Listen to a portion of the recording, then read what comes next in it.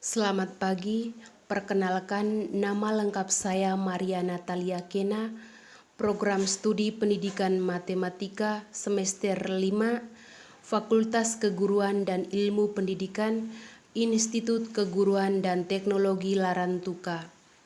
Pada kesempatan ini, saya akan membahas tentang materi distribusi pendekatan pada mata kuliah Statistik Matematika 2. Ada 4 cara untuk menyelesaikan masalah pada distribusi pendekatan.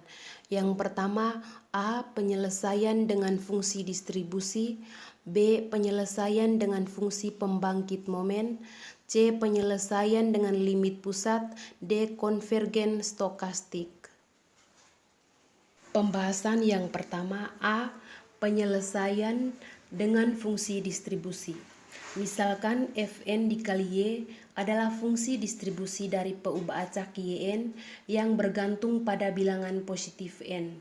Jika F dikali Y adalah fungsi distribusi dan limit Fn dikali Y sama dengan F dikali Y, di mana N mendekati tak hingga, untuk setiap nilai Y yang mengakibatkan F dikali Y kontinu, maka peubah acak Yn dikatakan mempunyai distribusi pendekatan dengan fungsi F dikali Y.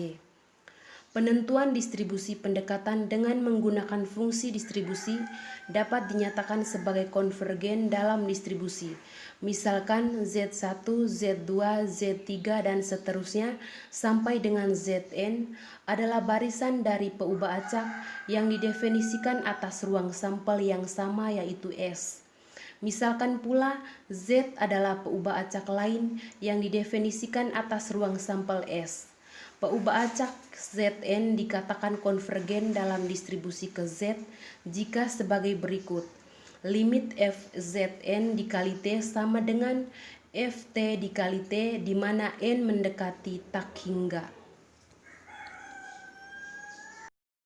B. Penyelesaian dengan fungsi pembangkit momen.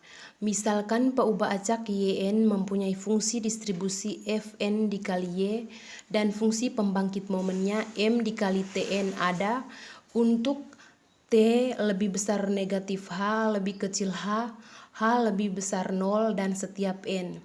Jika ada fungsi distribusi F dikali Y dan fungsi pembangkit momennya M dikali T, untuk nilai mutlak T lebih kecil sama dengan H1, lebih kecil sama dengan H, sedemikian hingga limit M dikali Tn sama dengan M dikali T, di mana N mendekati tak hingga. C. Penyelesaian dengan dalil limit pusat.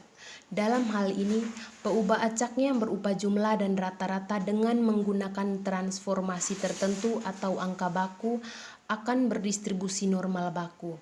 Jika X1, X2, X3, dan seterusnya sampai dengan Xn menunjukkan sampel acak dari distribusi yang mempunyai rata mu dan varian sigma kuadrat, maka peubah acaknya Yn sama dengan sigma xi kurang n dikali mu, di mana i sama dengan 1 sampai dengan ke n per sigma dikali akar dari n, sehingga Yn sama dengan x bar kurang mu per sigma per akar n.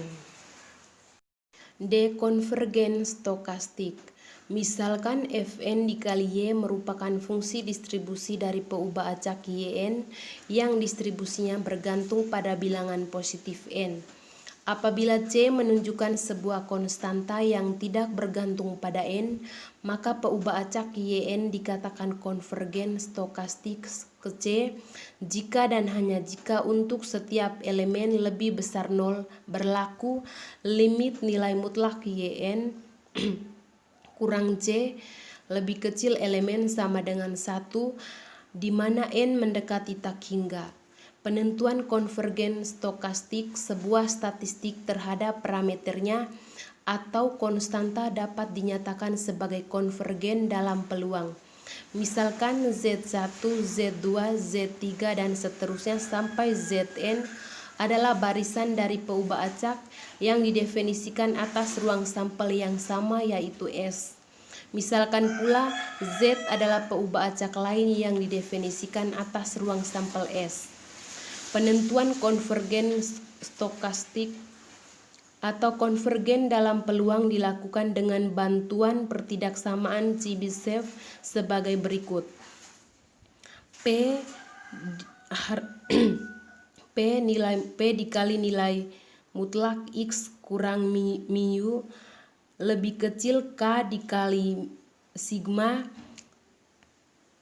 lebih besar sama dengan 1 kurang 1 per K kuadrat, sehingga P dikali nilai mutlak X kurang mu lebih kecil K kali sigma lebih kecil sama dengan 1 per K kuadrat.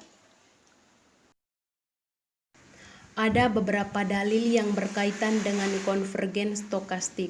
Dalil 1, misalkan Fn kali U menunjukkan fungsi distribusi dari peubah acak Un yang distribusinya bergantung pada bilangan bulat positif n.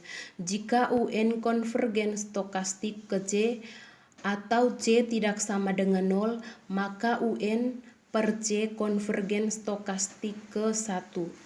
Dalil 2, misalkan Fn dikali U menunjukkan fungsi distribusi dari peubah acak Un yang distribusinya bergantung pada bilangan bulat positif n.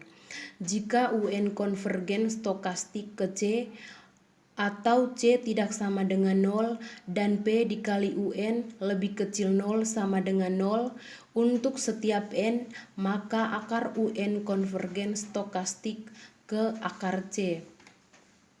Dalil 3, jika peubah acak Un dan Fn, Vn konvergen stokastik masing-masing ke konstanta C dan D, maka A Un kali Vn konvergen stokastik ke konstanta C dikali D. B. Un per Vn konvergen stokastik ke konstanta C per D dengan D tidak sama dengan 0. Baik, sekian dari pembahasan saya. Saya mohon maaf jika dalam pembahasan saya ini masih ada yang kurang. Saya sangat membutuhkan kritik dan saran dari teman-teman semua.